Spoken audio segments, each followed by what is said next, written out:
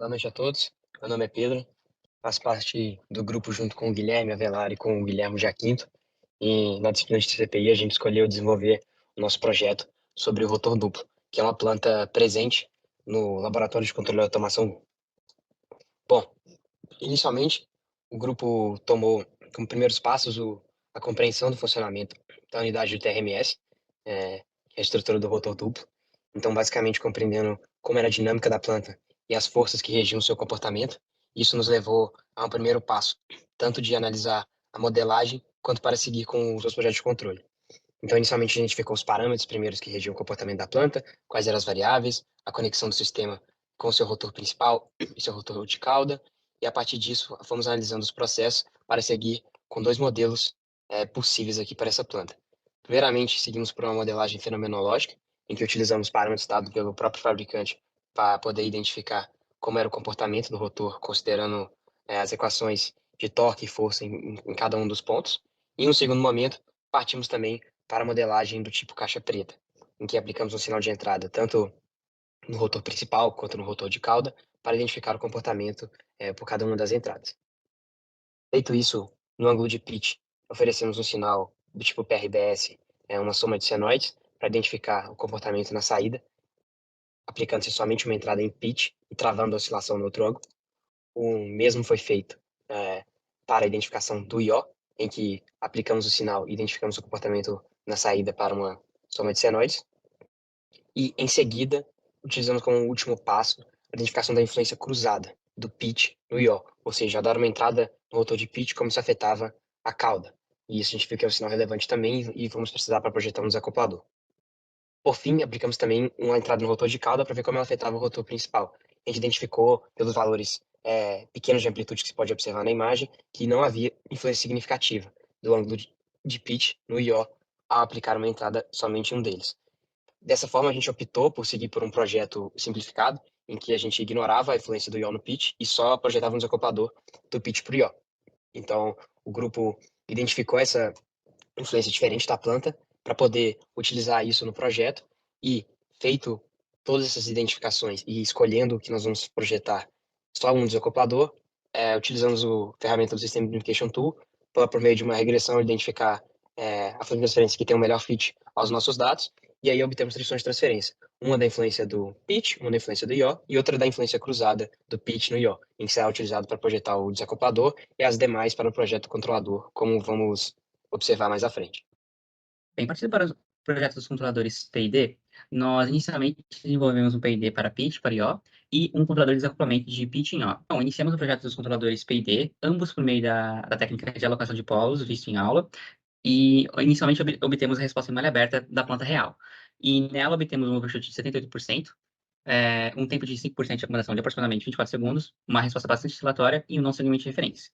Então, partimos para nossas características desejadas após a implementação do P&D, que é um overshoot de no máximo 20%, um tempo de 5% de acomodação de mínimo 2 vezes mais rápido que em malha aberta, rejeições do tipo degrau e a garantia do segmento de referência também no sinal senoidal e também degrau. Então, desenvolvemos o P&D com a técnica de alocação de polos e o P&D desenvolvido após ajustes finos na planta real foi um KP10, um KD de 5 e um KI de 8. E aqui nós estamos usando o P&D no formato paralelo. Aqui nós temos a resposta simulada, que atende os requisitos, e posteriormente irei mostrar a resposta na planta real. Para o projeto do controlador I/O, nós inicialmente obtemos a resposta em malha aberta, onde obtivemos um overshoot de aproximadamente 73%, um tempo de 5% de aproximadamente 59 segundos de acomodação, uma resposta bastante oscilatória e um não segmento da referência. Então, a partir das características desejadas, nós temos um overshoot máximo de 25%. Aqui nós temos 5% a mais, uma vez que a planta possui um zero de fase no mínimo. Então, nós prevemos, né, uma dificuldade um pouquinho maior no desenvolvimento do P&D. 2, um tempo de 5% de recomendação de domínio 2 vezes mais rápido que em malha aberta, rejeição a distúrbio do tipo degrau, garantia de segmento de referência degrau e sinoidal. E o P&D, após ajuste na planta real, nós obtemos, né, um KP de 3.3, um KD de 0.4 e um KI de 7.8, novamente para um P&D paralelo. E aqui, novamente, nós temos a resposta simulada que atende. Bem, passando para os resultados com a planta pitch, nós temos resultados bastante satisfatórios com a implementação do P&D. Para a planta pitch, nós temos um overshoot de aproximadamente 18%, com um tempo de acomodação de 5% de aproximadamente 10%, e restrição de perturbação, e o segmento de referência tanto degrau quanto senoidal. Para a planta IO, nós temos resultados ainda melhores, com um overshoot de aproximadamente 5,4% e um tempo de acomodação de 5% de aproximadamente 13 segundos. E também registração da perturbação, que foi realizada, e segmento de referência tanto degrau quanto senoidal. Passando para agora o teste da planta MIMO, com as duas entradas senoidais aleatórias, nós temos resultados bastante satisfatórios. Aqui nós temos que a resposta pitch e a resposta senoidal conseguiram seguir de maneira adequada o segmento de referência. Nossa, aqui o tempo dos gráficos deve ser dividido por 10, com um pequeno erro de confecção na hora da potagem no MATLAB. E para a planta MIMO sem desacopador, nós podemos perceber que a planta IO fica severamente afetada. A introdução de pequenos distúrbios na planta causa grandes variações na resposta. E a resposta pitch também foi levemente afetada, uma vez que o controlador da planta IO foi bastante agressivo durante os testes. Bem, analisando aqui alguns dos vídeos que nós fizemos na planta real, nós podemos perceber que o sistema com desaplacador consegue seguir a referência, né, desejada para ambas as entradas.